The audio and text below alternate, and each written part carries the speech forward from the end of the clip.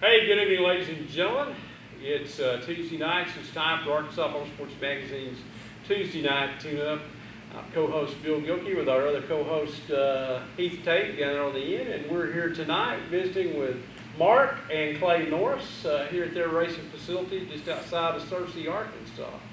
And before we get started out, we want to thank our sponsors, Chambers Bank, with 28 locations throughout Arkansas to serve your banking needs. We want to thank True Grit Auction Company out of Dardanelle, Arkansas, Arkansas's #1 online auctioneer. They have got some fantastic auctions coming up, especially a big gun auction that's going to be coming up. So be checking out their Facebook page and website for those.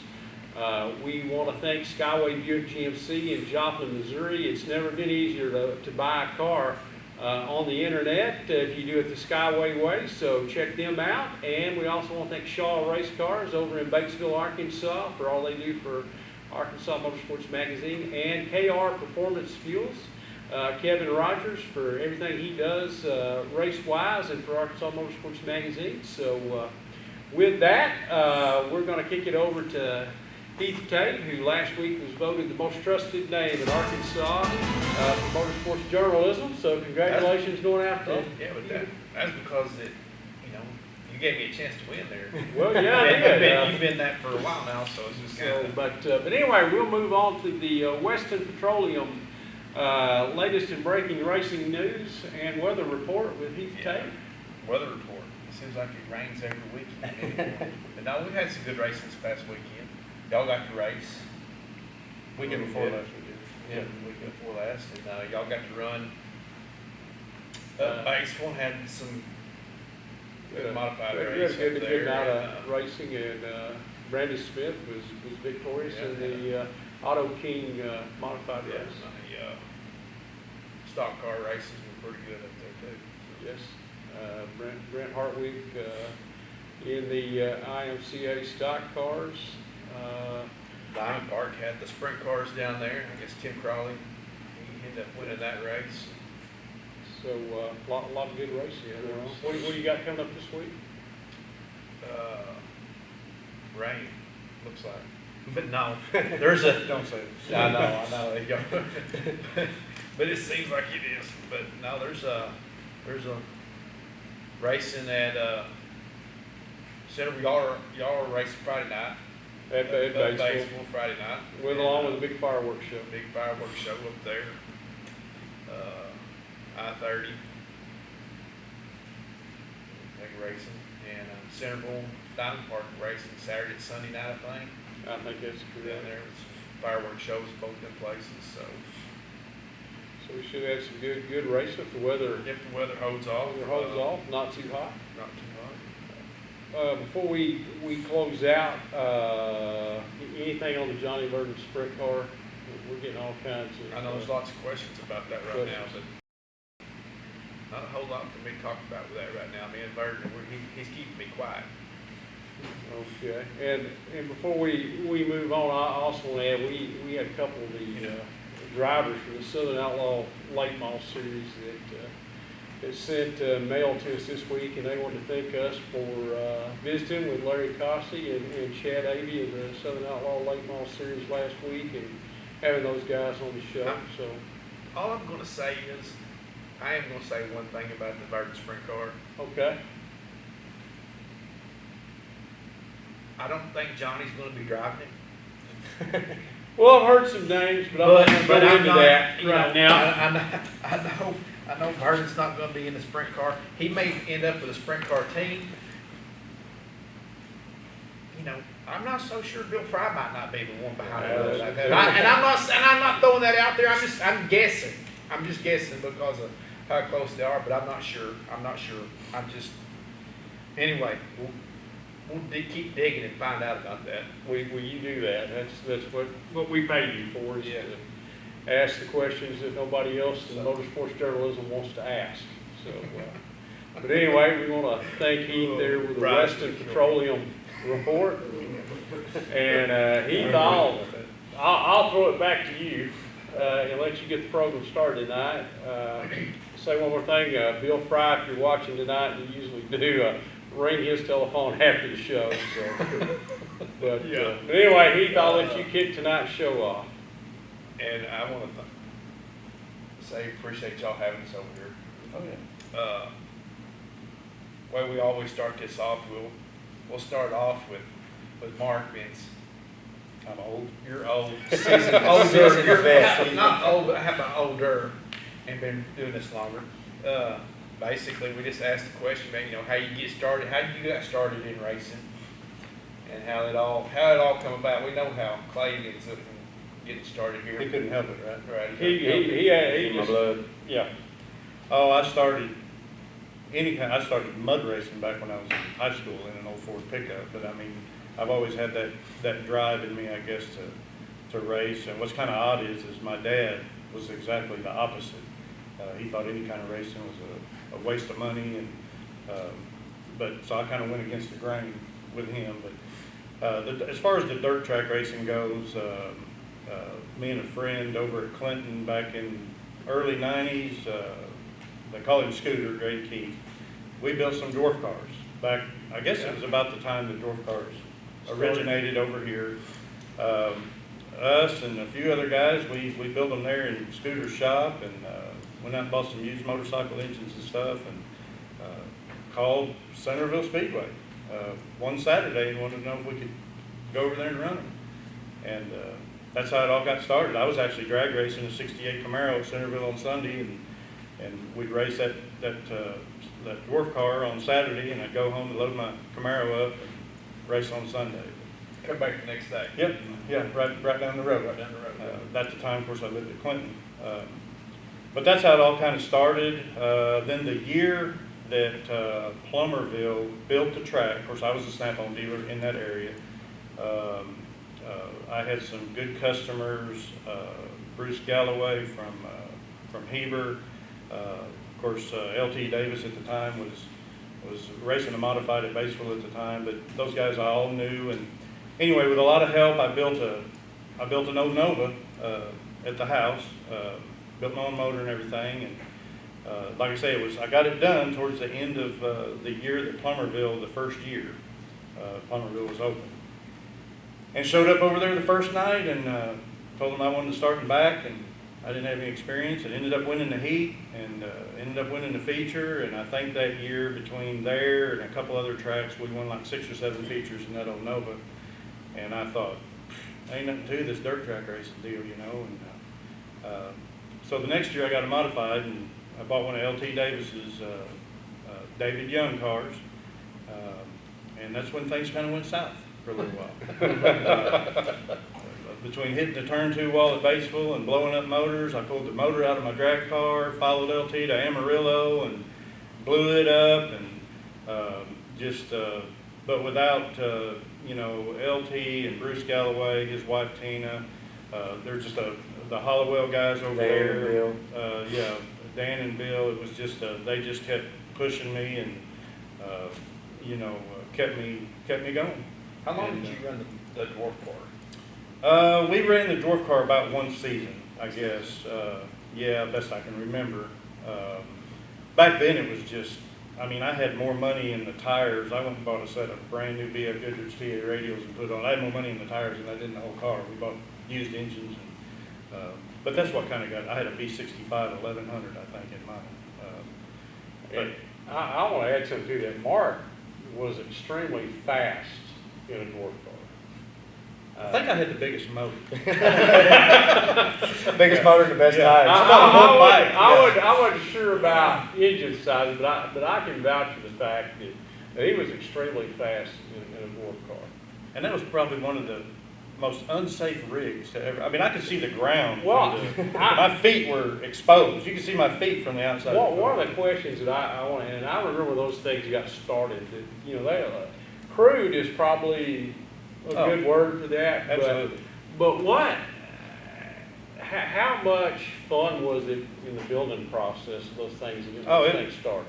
It was extremely fun to build. Of course, Scooter supplied us a shop over there for me and him and a couple other ones. Number one, it was real inexpensive. In fact, we built them as cheap as we could. It was just, in fact, before that, we were racing go-karts behind his house on Sunday afternoon. It was just like a bunch of guys getting together and throwing together what they could and going out and having a good time. You know, I don't even think they paid us when we showed up. You know, we just went out there and raced competitive. You know, it's all about the competition. None of us do it for. But I know there were some of you guys who would come down from Clinton and Marshall and that area up there, and y'all put on a great show. Yep, I mean, it was a lot of fun.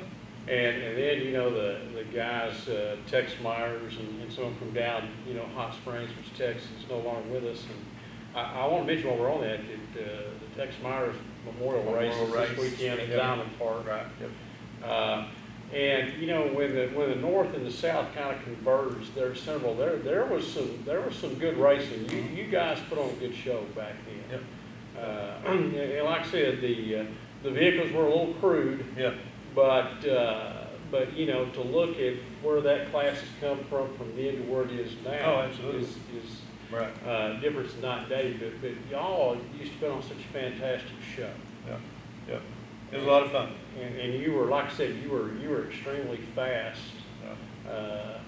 Back, you know, I would probably say that you'd probably still be fast today. You're saying I'm not fast now? No, that's not what I'm saying. I don't think I But I'm said that saying, two or three what times. I'm Everybody out saying there is, knows I'm not as fast as I used to be. You were so fast back then. Bought half of these trophies. I think even by today's standards, you would still be competitive. Right. You know, with that. Right. So, but It was just a lot of fun, and I mean, all racers know it's more about the competition. You know, it's nice to know you're going to get paid to help pay your expenses, but I mean, we all got an ego. But brings me to the Shaw Race Cars question of the week. What was it that made you decide that maybe dwarf car racing wasn't where you were going to concentrate on and move to a different class? Oh, probably Plummerville building that track and having knowing some people that were racing bigger bodied cars. You know, just I felt like it was maybe a move up. You know, towards the end of my dwarf car career, you know, things started getting, you know, a little bit more expensive, and people were buying bigger motors, just like any kind of racing. They got to where they were spending more money, and I guess I just decided if I was going to do that, I'd go to a full body car. You know, and I wanted to build my own. You know, that Nova I built at home in my own shop, just by other people's advice and helping me out. I actually won races in that car and sold it to another guy, and they won races in it for years afterwards. It was just I think I just got kind of lucky on throwing something together that worked pretty good. And from the Nova to the modified. Yep, I bought In a 1 year, you rode the Nova for a year, and then you went straight to the modified. Yep. I didn't even finish the whole season in the Nova. I actually got it done about mid-season that year that Plummerville built that track. There was actually a guy that tried to build a track at B Branch. We ran it there some. That didn't last very long there, but mainly at Plummerville. And man, it seemed so cool and so easy. I thought, well, golly, if I can do that, I can jump in one of these modifieds, be competitive, and it got pretty discouraging there for a while. In fact, it got so discouraging, I bought another Camaro to build another bomber car, what we call bombers back then. I was going to build another one. But like I say, if it hadn't been for people kept pushing me and you know, giving me ideas, and then, you know, we raced that modified a whole season, that David Young car, and we made some changes to it, and I think it was the next year, you know, that we actually won in it at Batesville. I still remember my first win there. And of course, once you win that first one, you know, then you know you're competitive. And at the time we were, you know, it was Rex Merritt and Mike Steinmetz, Charlie Armstrong. You know, those are the guys we were all chasing and running up against back then. We called Rex the Papa Smurf of modifieds because he was racing all over the country, and you know, he'd show up in the old Chevy van and an open trailer, and he'd been down in Florida racing for, you know, in the spring, and so, you know, it just we just kept working at it, you know, and then you know, it moved into in fact, it was the year, I don't know if you want to hear the whole story. Sure we do. It was the year we raced the David Young car for 2 seasons, And it was the year that Larry Shaw burned, their shop burned up there at Batesville, when I was actually considering a new car. And Mike Clark at Dirtworks was furnishing him chassis. And we went to West Plains one night, and Rex Merritt was up there in a 4-bar prototype Dirtworks car. And that thing was rearing up and hiking up, because, you know, we were all on 2 links and leaf springs. And I sat there and watched that 4-bar car that Rex was in, and I told them, I said, that's what I want, right there. And believe it or not, I bought it through Larry, bought the chassis through Larry. He'd moved over there by that Coca-Cola plant, I think, or something over there while he was rebuilding. And they put a body on it for me, and my bunch put the car together. And and most of the guys that's been around a long time, that I was one of the first ones on a 4-bar, or, you know, back when it was, and believe it or not, after I bought that car, Rex Merritt got back off of it because I heard he didn't like it. But it just fit me. We put that car together late in the season, won with it at Batesville, and then probably the best thing I did is I went to the I.M.C.A. Florida Winter Nationals down in Florida, and in the spring, Clay was probably, I took him with me, took him out of school. I think he was, I don't know, probably 8 or 9 years old. But we ran that whole Winter National series down there, and man, we learned the car. I'll never forget the first time I got on a rubbered up track, and that thing was picking up the left front tire, and I was like, holy crap, what's going on here? And you know, and we learned the car real well, and then came back the next year, and I think we won 20-something races that year in it. And that's how that all kind of started with the Dirtworks car. You know. So, I mean, it just kept on from there. You know, Dirtworks helped me out there. We actually built a car. All the guys over at Heber Springs, we built after the Dirtworks deal. We actually kind of copied a Dirtworks chassis. We called it a quick draw chassis. Made the cockpit a little bit bigger. Bill Hollowell, Bruce Galloway, we did it over in his shop over there, and believe it or not, we took that car to the Topless 100. It was a brand new car. We'd worked all week long and had duct tape numbers on the side of it. We took it to the Topless 100, and I won the first night out in it. And then we went to Dyersburg, Tennessee, and won a 1,500 to win race, and towed the Dirtworks car, and left from there and went to Boone and qualified that car the first night at Boone. It was just like a Cinderella story. Again, it was a 4-bar, and the 4-bar just fit me. I mean, that's just kind of the way that whole deal started out. And, won a lot of races on a 4-bar. We made a deal with Dirtworks after that, and they sponsored me for years. Mike Clark, and of course Gary was a young lad then, and they sponsored me a roller, and I bought a car. I kept 2 cars for years, and chased points. You know, national points, 5th in the nation, I think, one year, and you know, just raced real hard. I got him in a modified when he was about 12. He was 12 years old. He actually, Mooney probably doesn't want me to say this, but Mooney let me. He was running a modified at Batesville at 12, and went through some personal issues then, and kind of decided that racing wasn't going to get me retired, and I decided to get out of it. Was out of it for 13 years, and invested in business. And then he got a little older and talked me into getting started back. So, How did all that get going there, Clay? Well, it had been mentioned, it had been talked about. He'd been asking me for a couple. We talked about drag racing first. And I think we even went and looked at a couple drag ones. No, Scotty Free had one we went and looked at maybe or something. Right. Anyways, we wanted to do some kind of racing, and This was about 2013 or 2014. You got out in 03, 04? Yep. Yeah, I was out for about 12, 13 years. I think I got to race for a season and a half, and then he got out of it. So he somewhat felt bad too, I think, for. About the time he was staying in the lead lap with us at Batesville was when I quit. Yeah. Yeah. But he. Would you wave at him when you lapped him? I'm telling it was you. a little less than a wave. I'm telling you, I mean, I can honestly say, and any of the guys that's out there that are racing with their son, there is no more gratification than racing against your own blood. Right. It's awesome.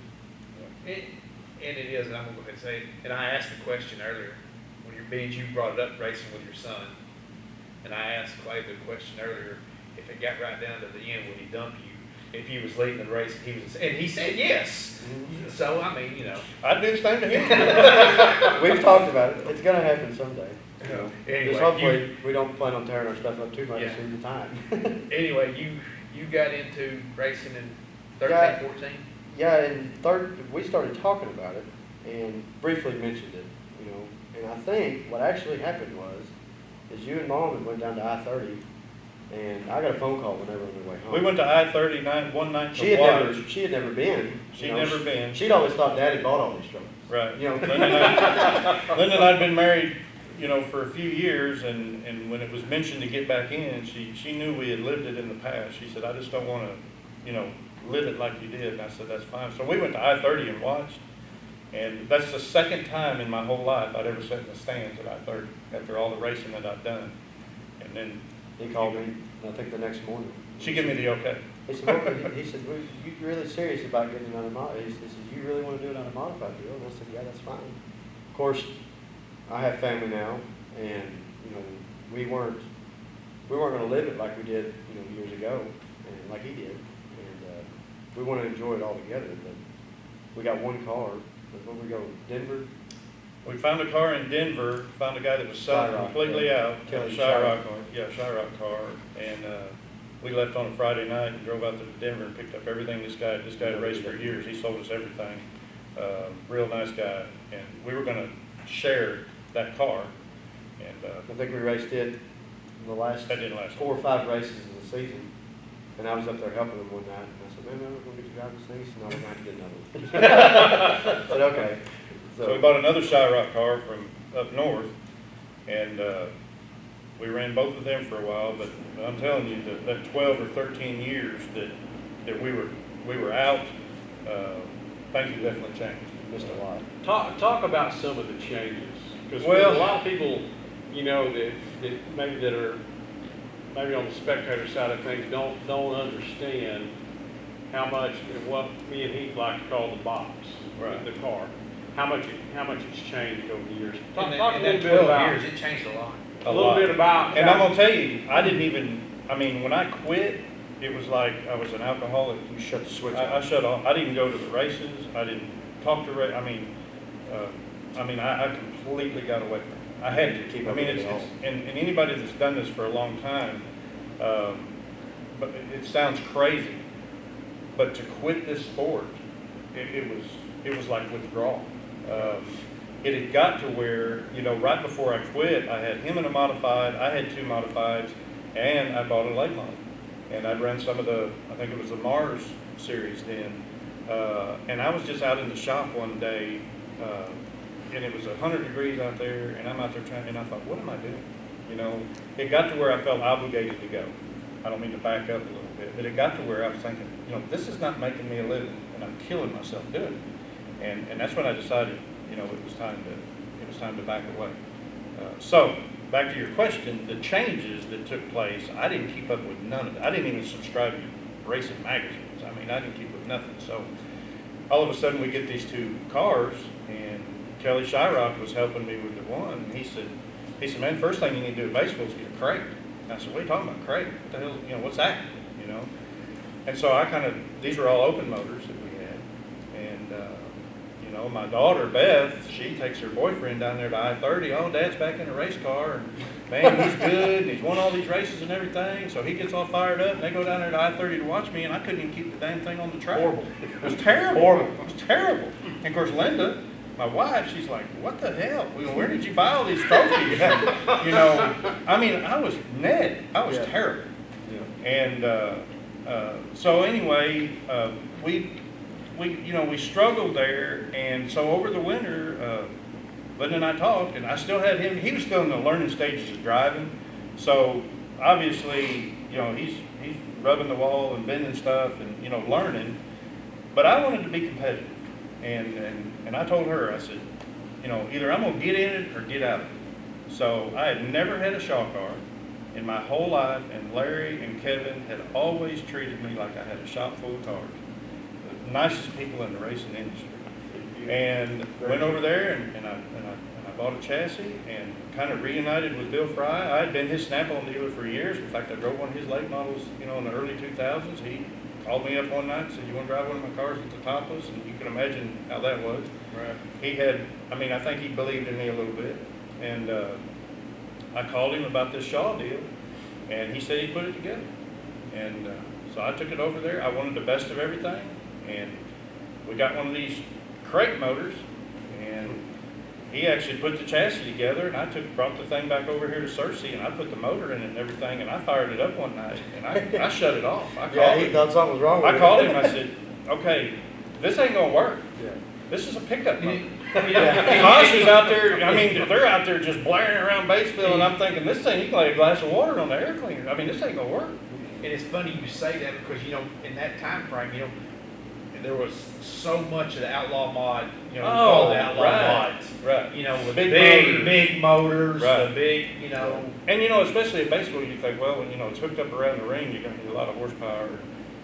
But this is the honest to God truth. We took that car over there the first night, and I ran second behind Tosh in it, and it was hooked up around the top, and I was just amazed. I mean, it was just unbelievable.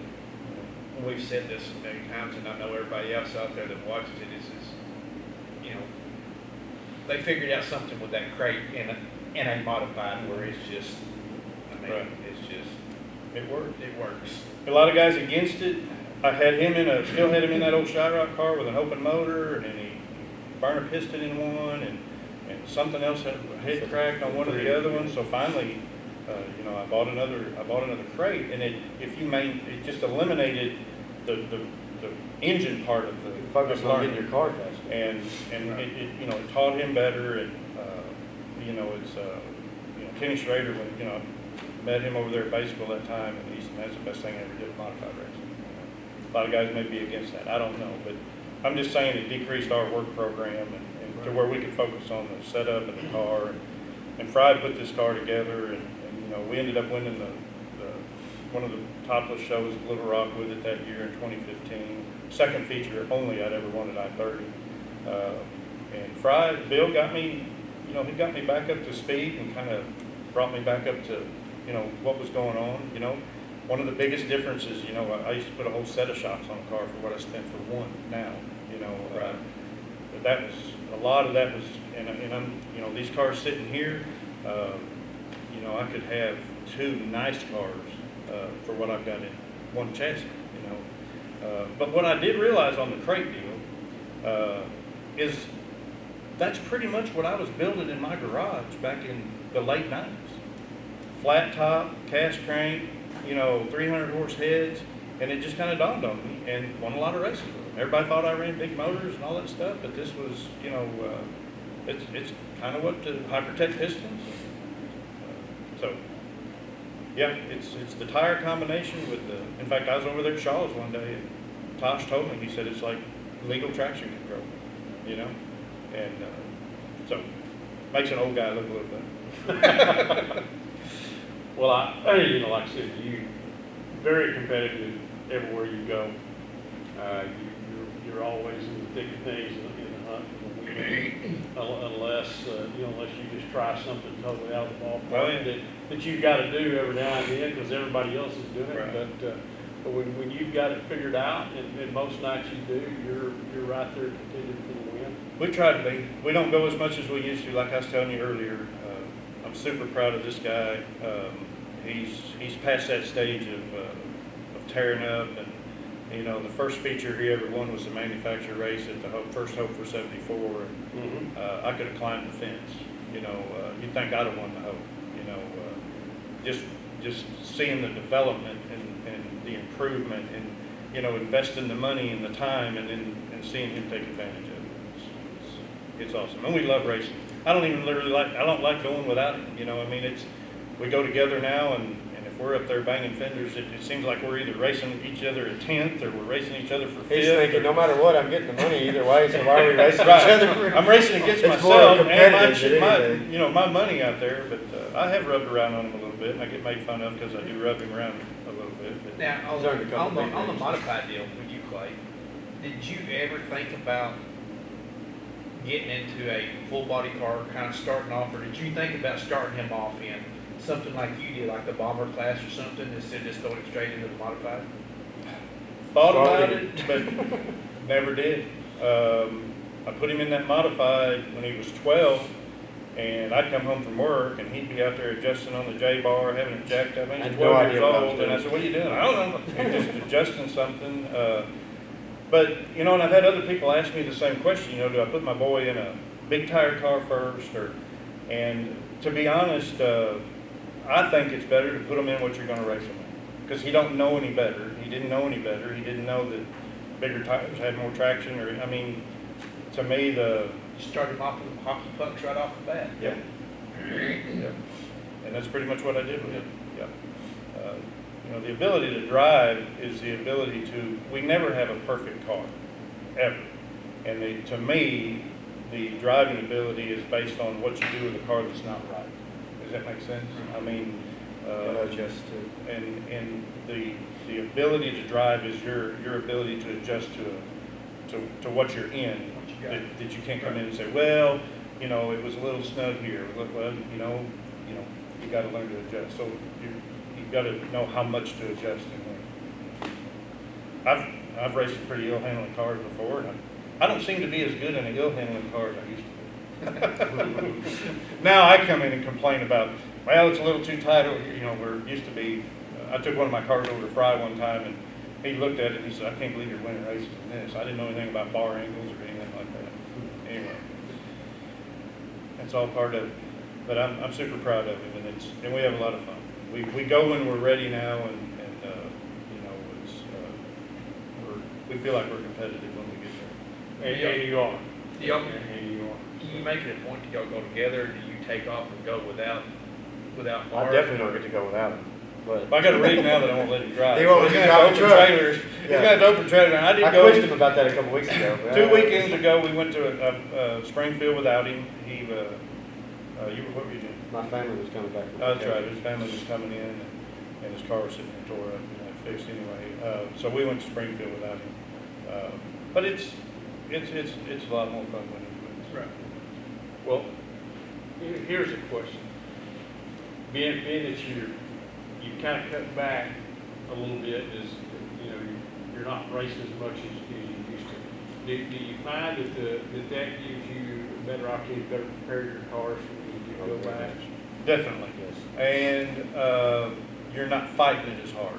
He runs a business. He runs one of my trucks for me. I've got a 14-year-old son that's in travel ball this spring. So what we've decided, and I don't like going not ready. I don't like going, whether even if it's a mental thing, but I just feel so much better when I know everything's right. And, you know, it used to be when I was chasing points, I think I went a lot of times when, you know, I was pushing myself and things weren't, and it was just it was chaotic. It's a lot more relaxing when you can go and not have to And you worry. said it right there, it's a lot more relaxing when you can enjoy yourself, and you're not having to come home from work Right. and then work in the shop till 1 or 2 o'clock in the morning all week long, Just to make it, to make that race. and that's what I used to do. I mean, And I guess to add to that question, with the level of talent that's out there now, it being better prepared, Absolutely. obviously helps you be more competitive. I'm telling you, the wins now are well earned. More rewarding I'm- than ever. It's amazing, and maybe because I'm just older or whatever, but it's amazing. You've got to have your stuff right. I'm talking about wins are well earned. Guys that win races have worked hard to get them. Nothing's a given. And there's so, like you're saying, there's so many. When you go to the track, there's 20 guys there that can win any night. Absolutely. Any night. Just about anywhere we go. Right. So, Yep, that's absolutely right. But, you know, even here in Arkansas, I feel pretty lucky to have Taylor's, Jeff, and, these guys that, Tosh, and all these guys that are competitive. If I didn't have that all through my racing, I don't feel like I'd have been as good as Boone. Or, you've got to race, you say, well, them guys have showed up, and that takes away your chances of winning. But if you go up there and just win and win, and you don't racing against some competition, then when you do go off somewhere, you're like, wow, you know, Right, these guys are good. right. So, you know, I don't know how many times I've run second behind, you know, the Taylors and them, but when I won that 100 feature the other day, you know, the first two text messages I got, one of them was Jeff Taylor and Peyton Taylor within an hour of after I got it, and Congratulations on Congratulations. your 100th Yep. feature in I.M.C.A. that was a big goal for me. Actually, Yeah. 2 years ago, I thought it was going to happen within a few weeks, and I.M.C.A. kept We calling me, jinxed kept ourselves. calling me, and I gave him the dang car that I was winning in, and That's the one I won the manufacturer. that's it. He won right out of the box in it, and I couldn't hit nothing. And Bill from I.M.C.A., I guess he probably just got tired of calling, because every week he'd call, he said, "Well, where you gonna be next? Where you gonna be next?" And I tell him, well, then I got embarrassed when but he did touch base with me, believe it or not, the night we were driving up to West Plains the other day. I was in the truck driving. He called me. First time I'd heard from him all year. He said, "Where you going this weekend?" I said, "Man, I thought you'd give up on me." And I was at 99, and because I won one last year at Springfield, and I said, "Well, we're going to West Plains," and that was actually the night I won. Can you take us through, when you took the white flag, can you take us through everything that went on in your mind that last lap of that run? Well, I tell you, it was crazy. I actually led the middle of the race. It's 40 lap, and led the middle of the race, and then I started losing my right rear tire. But every caution we had, I'd be good for like 3 laps. And I didn't know what was going on, but I could really good side bite and everything for like 3 laps. Sawyer Krigler, I think, was leading it then. And Chad Avey was running second. Chad Avey passed me, which that ain't happened a whole lot. But Chad's got a lot better. Chad And has got a lot I was better. actually sitting third. Yeah, I'm real proud of what Chad's done. There's a guy there that's just dug and dug and dug, and he's, Worked very man, I was tickled to death seeing him run that good. I give Chad a hard time. They're a really good program. We had a caution with 3 to go, and I didn't even know how many was to go, and I was sitting third, and I knew I was good for about 3 laps. And Chad chose the bottom, and that put me on the outside, and Krigler was leading. And I looked up, and it was lap 37. I thought, there's 3 laps left, and I knew I had a good car for 3 laps.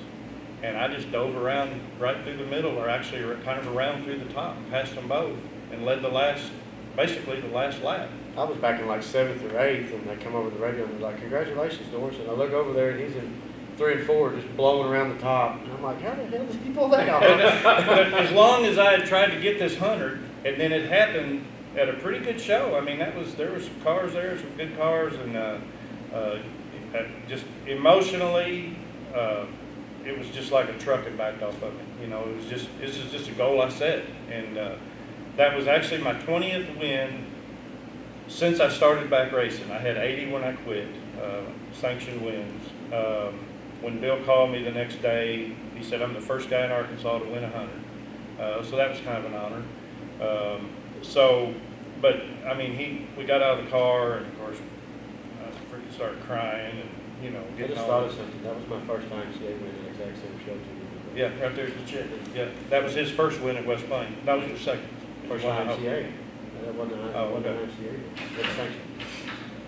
But very emotional deal. And it should be. I mean, it just, you know, yeah, it took me years to get there. Of course, I was not there for 13, but, and then for Bill to call me and, you know, and tell me, you know, it was the first one in Arkansas to ever do it. That's kind of cool. That's Especially for, you know, I didn't race for a living, and worked a job, run a business, and tried It to took do him a lot all longer at the than it same does time. most, but he's Right. extremely successful Yeah. in what he does. So, pretty cool deal though. It's good. Now I don't know, now it's like the monkey's backed off my back, and when I go And now, now you just I go run at the relax. West Plains the other night, and was just out there having fun, thinking, damn, I'm gonna win this thing. Damn, everyone up, you know, up at Springfield, and yeah, it's just a lot more relaxing. You know, I wanted to get that 100. I just didn't want to die before that. You tell us a little bit about the car that you're in now, Well, it's and how that all came about. as probably everybody knows, I struggled after I gave Clay that shop, I had another brand new car, and just couldn't make things work like I needed to. In that car, went a whole season, didn't even make the top 4 at Batesville. Very frustrated. Fry thought I'd lost it. He said, "You're done. You're washed up. Got too much stuff on your mind." You know, and I never spent so much money in my life trying to make the car work. But anyway, called David Strimmy, and you know, I'd heard about the cars that he has, and he's kind of selective on who he, you know, who he sells a car to. He only sells a rover.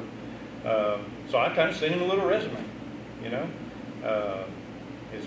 He ended up calling me, and we talked about it, and ordered the car middle of the year. He had it ready the day he told me. Drove to a shop in the Carolinas there and picked it up, and it's really an experience. David doesn't give you any setup book or anything like that. First thing he said, he introduced himself. We talked a little bit, and he said, "I hope you brought a pen and a paper." And he had the car in the jack stands, and I started taking notes. Of course, now, you know, I struggled with it some last year, but it was me. I knew it was me. I've never had a car, I guess, ever that's so responsive to change. And I had to learn that, you know, to the point where we went. This is a 2017 that only had 150 laps on it that we bought for Clay, and we changed some brackets and some updates on it. But these cars are identical. David's support is awesome. I've got a cell phone number. He's short and to the point, but when you need help, he's right there to help. The cars respond identical. They weigh out the same. I mean, it's a pretty cool. And I think it's a chassis that, you know, unless we stuff it in the wall, it's going to last a long time. One of his personal cars had over 100 races on it sitting there. And he says it's as competitive as a new car. He's another thing that's a big advantage is he's in one of them all the time, and to be able to talk to a guy that's in a car like you're in, I mean, that's pretty outstanding. And we give him feedback when we can. You know, like I said, we don't race professional or anything like that, but you know, I think we got a couple cars here that I've actually got this one balanced pretty good now. And if my wife, if I touch that thing, she's gonna kill me. I mean, Linda's like, leave the thing alone, and that's the biggest thing. That's where he struggles so much. Right. You know, he wants to be faster, wants to be faster. He changes too much. Yeah. You know, finally talked to me and just putting it back neutral. And I mean, you can twist a left rear spring on this thing 3 rounds and tell the difference. It's unbelievable. It's crazy. So we're in a pretty good spot with it right now. How often do you see other racers that just adjust themselves out of the ballpark? Oh, it happens. Yeah. You know, you do that, and sometimes you hit on something. You know, I see Jeff Taylor thrashing on his car every night. But then, you know, you race one of these big shows, Ricky Thornton Jr.'s in there, you know, wiping dust off his sunglasses when his car's, you know, just sitting in a long touch, and then just go out there and make fools out of all of us. Yeah. You know, I mean, so it happens, and I'm real bad about maybe listening to too many people, and things get in my head, and if I think, well, if I do this, the thing here is man, little bitty changes. I texted Peyton the other day when he got that new lethal, and I said, man, you just got to remember, just little bitty changes, goes a long way. But, you know, a lot of racers do it. I guess it's because we're never satisfied. We're always trying to get better. Well, you know, and the downside of that is also you have to have the mind concept that this guy parked over here, he may be fixing to make an adjustment, hit on something, and you've got to keep I'm up. standing around not doing So, anything. yeah. I hate parking next to Jeff Taylor because I'm standing there drinking a bottle of water and he's over there thrashing on the car. I'm thinking, dang, I ought to be working on mine. I need to do something. Yeah. You said something earlier. I meant to say something then. You know, you were out for so long, for 12 years, and you talking about coming back, the changes that they ever made. And we always talk about this sometimes. From that 12-year period, the shock changes that were made in 12 years probably just had to be mind-blowing to you. Oh. Because in 12-year period, the shock changes. I mean, it's mind blowing from a year to year how Right. the shocks change, Right. let alone 12 years. Right. And you jumping in something, because I know that had to be. And then you go into the spring smashing and no scale. Right, I mean, spring there's my smashing. scales over there, and the only reason Right. we use it is to see total weight anymore. And And I'm like ignorant. you know, I- and that's the crazy thing is you can remember how scaling a car used to be the big thing, and now, Mm, I mean, Right. you don't scale cars anymore. Right, right, Like it used to be. You know, it used to be every day, you know, right. every week thing, but that's not the case. You said something about when I picked this car up, the changes. When I picked it up, I told Strimmy right off the bat, I said, look, I am stupid when it comes to, he gives you the smash rates and everything on the car. He said, put a motor in it and go racing. So what do? I put a motor in it and we drive to Arizona. And I hadn't made a lap in it. And we raced that I.M.C.A. deal at Arizona. And that thing is so tight, I can't keep it on the track. Lots of forward bite, but we raced night after night. He qualified every night. I'd miss the show. And I'm like, well, come to find out, I didn't load the left rear spring. The spring He was just he like- left it backed off during the winter. And the last night, I finally called him. He said, man, you didn't set that left rear spring? I said, no, I said, I put a motor in and raced it. Door was dragging the ground. I didn't pass tech. Well, The he door went was past too tech, but he low. had no The room tire above was his up in tire. the fender well, and I We told was about to take a him, I saw said, on the dude, I fender told well. you I was done when it comes to this stuff. He said, man, load that spring. He told me how to load it and everything, qualified first time. Yeah. Yeah, I mean, You but we should've went all the told way him- to Arizona to do that. Yeah. Should've told him I wrote down, put motor in car and Yeah. race. I'm telling you, that's what he told me to do. He said, go home, the springs are set, put a motor in and race it. But he didn't tell me that the left rear wasn't set. Anyway, just miscommunication. Real quick, I wanna go back just a little bit, but you know a little bit about doing some drag racing. Talk a little bit about your drag racing. I bought a really nice car. It was it run Super Pro. And I made the finals one time at Centerville with it. I did it for, I know I did it for one whole season. But blew a motor, broke transmissions. I don't know. I don't have anything against drag racing. Okay, I mean, and I don't want to make anybody mad about drag racing, but man, it was just a lot of sitting around for me. And when first time I raced a dirt car, I thought, not that I'm saying it takes more skill to drive a dirt car than it does a drag car, but it fit me better.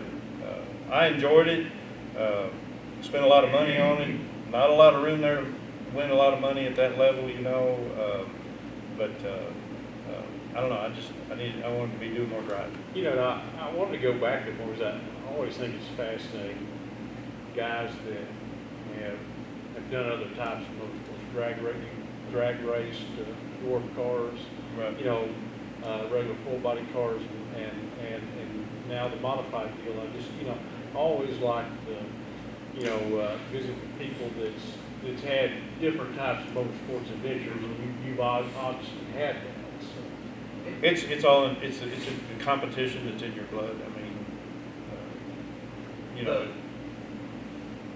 The modified, but when Fry asked you to drive the late model for him, and you went and drove the late model at the top, did you think about at that point in time, hey, maybe I want to be in a late model instead of a modified?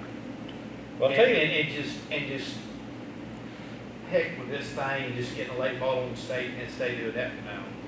the challenge was getting out of one and getting in the other. Right. Well, I mean, And you got a lot more that's, power to lean on. well, that late model. the mental change at that time. Mike Bowers was trying to get into a modified and stuff, and I ain't lying to you. That we went over to that topless, and I drove his car, and I went out there and I ran a B feature. I think it's a B feature. I left my helmet on and jumped in my modified to run the A feature in the modified that night, and pulled off.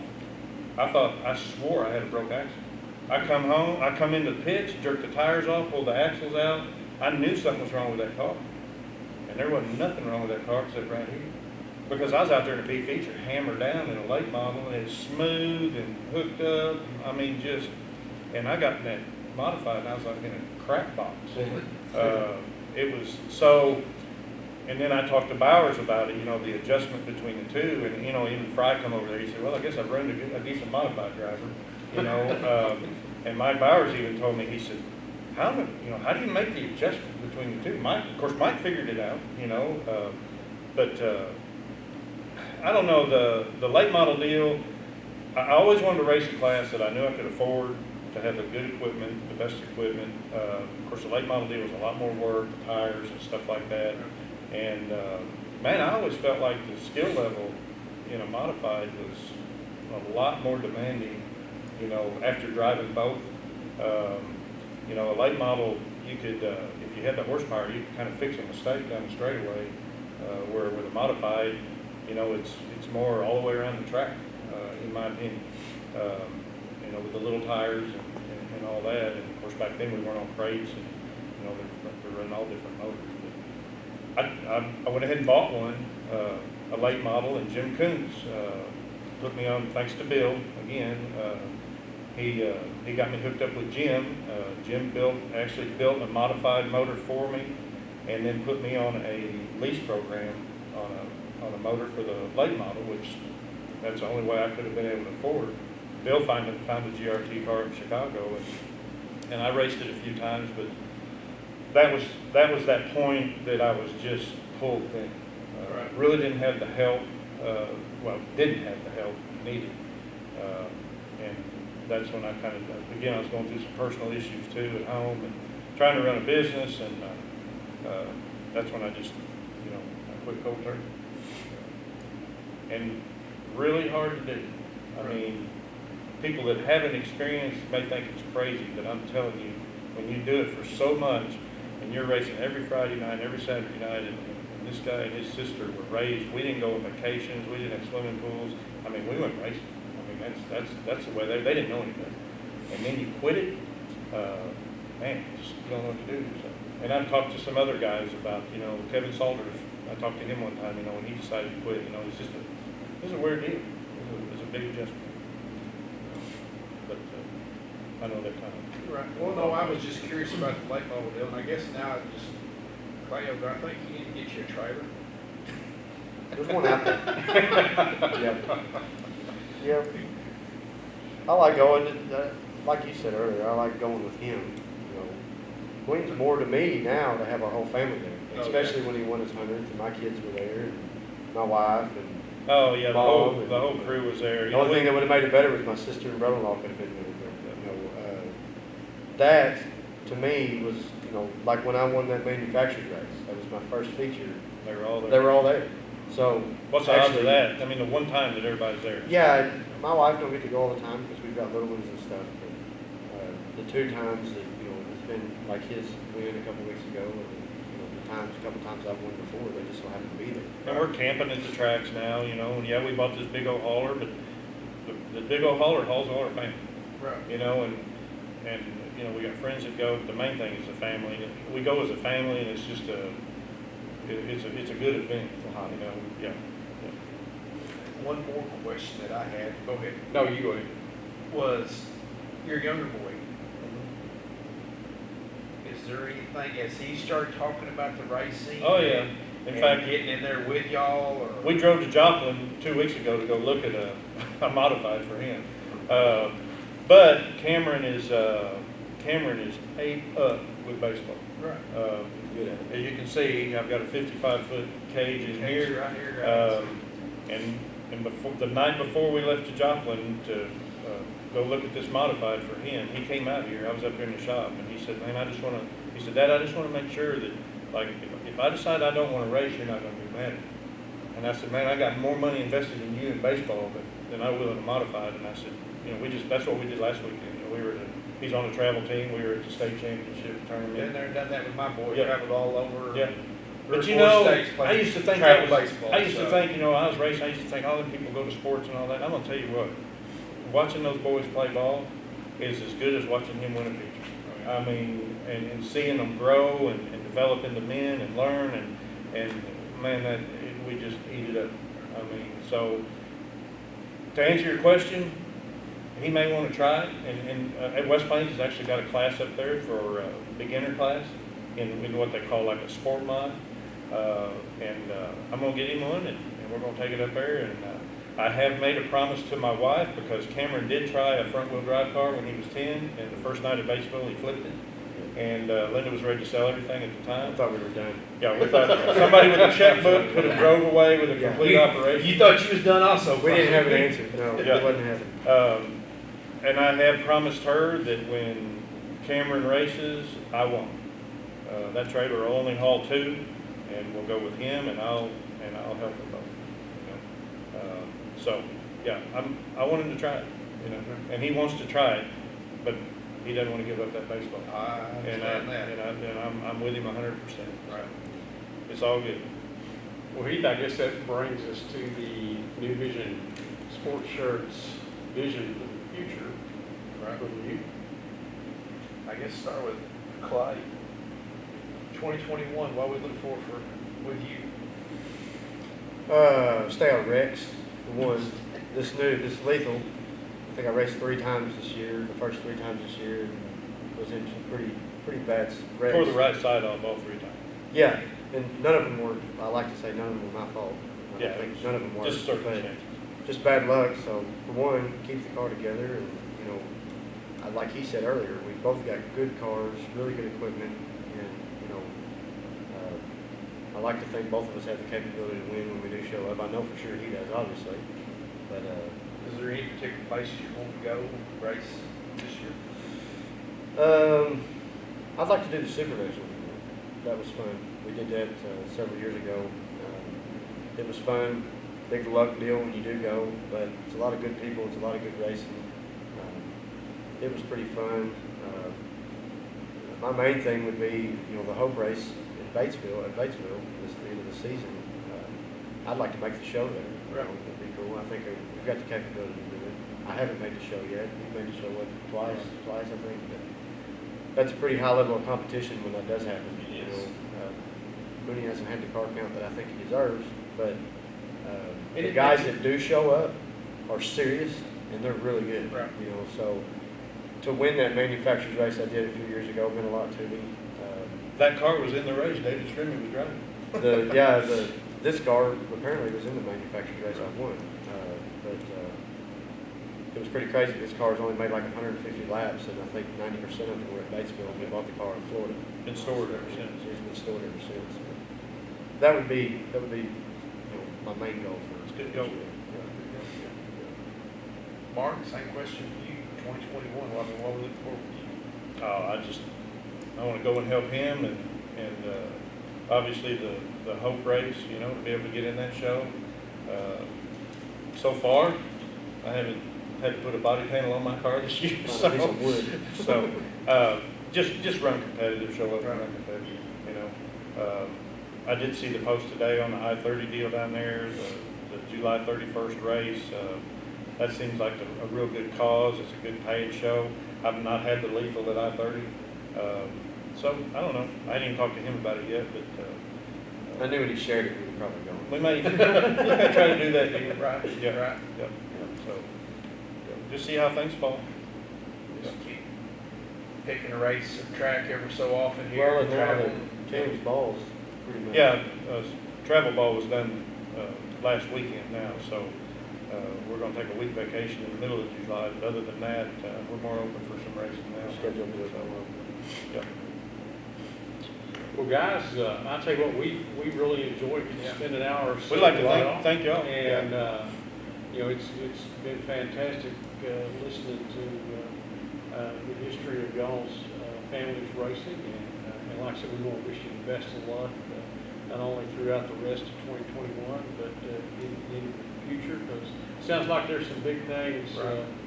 an additional car coming on. Coming on. For the Norris Yep. family, so. And congratulations again on your 100 I appreciate it. Yeah, Appreciate it. there. So that that's is, Maybe in 20 years, y'all can come back and interview me and I'll have you'll have another.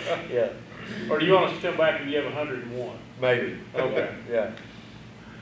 All right, well, We appreciate what y'all do for the sport. I This is mean, great.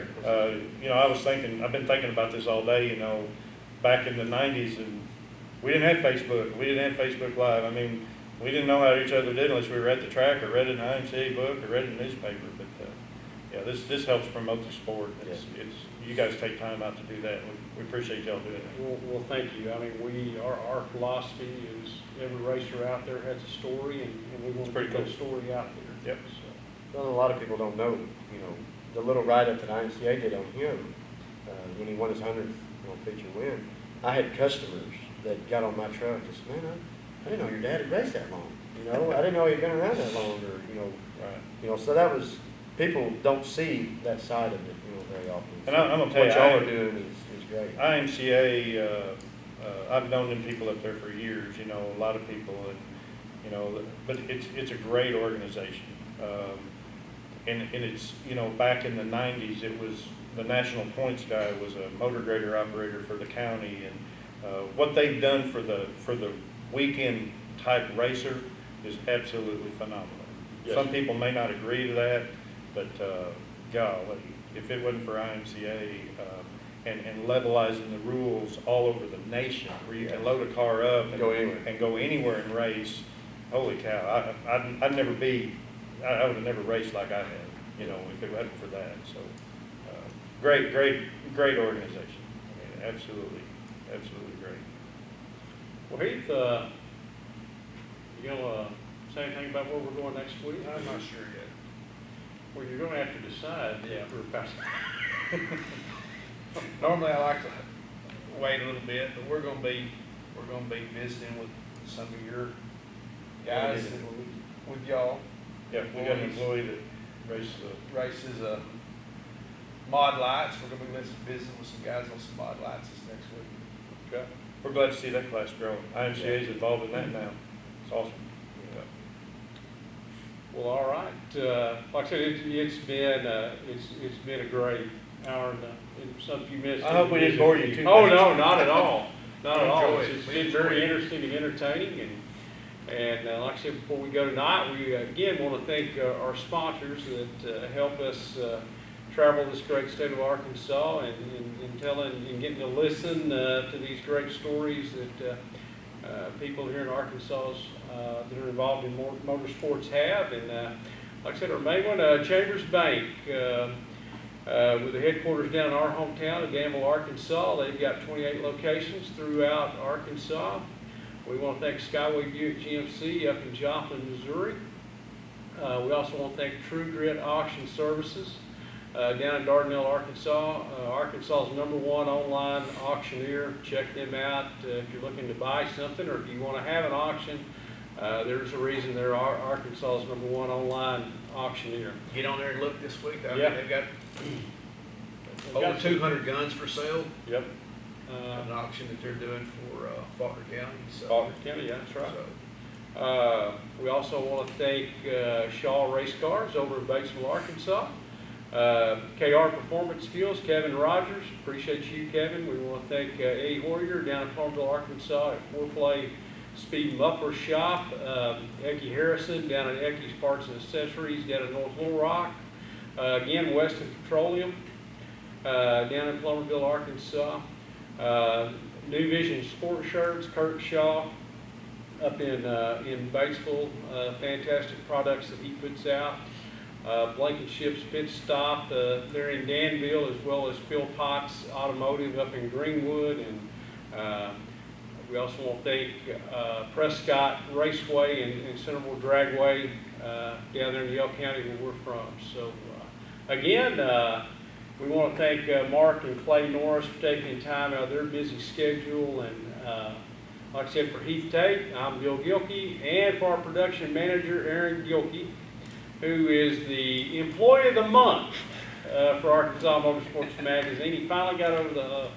We want to thank him for all he does, because if it wasn't for him back there behind the scenes, this show would not happen. So people don't realize how busy he is while we're getting us out here to talk. But again, we'll see you back next week, next Tuesday night from somewhere here in Arkansas.